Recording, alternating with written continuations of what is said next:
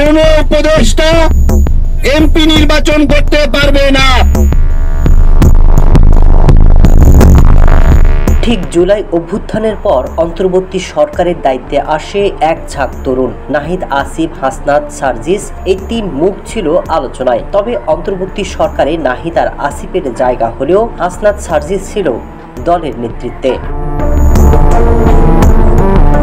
নাহিদ এবং আসিফ বারবার বলেছে অন্তর্বর্তী সরকারের ভূমিকাতে আসায় তারা আর জাতীয় নির্বাচনে অংশ নিচ্ছে না, আর সেই সুযোগ নেই বলেও উল্লেখ করা হয়। তবে সময় যত গড়িয়েছে ততটাই বৈষম্য বিরোধীদের ছায়াতলে দল গঠনে মরিয়া ছিল তারা। অবশেষে নাহিদের পদত্যাগ আর এনসিপির গঠন নিয়ে সব জল্পনার অবসান হয়। নির্বাচনে এখন এমপি মন্ত্রী হওয়ার স্বপ্ন দেখছে তারা।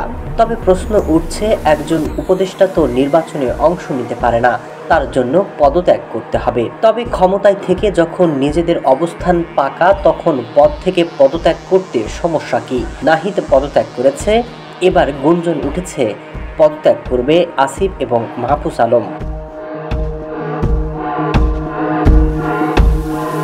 সব নিয়ে প্রশ্ন উঠছে, তাহলে ডক্টর ইউনূসও পদত্যাগ করতে পারে। তিনিও হয়তো পদত্যাগ করে এনসিপি কিংবা কোনো দল গঠন করে নির্বাচন করতেই পারেন, হতে পারেন প্রধানমন্ত্রীও।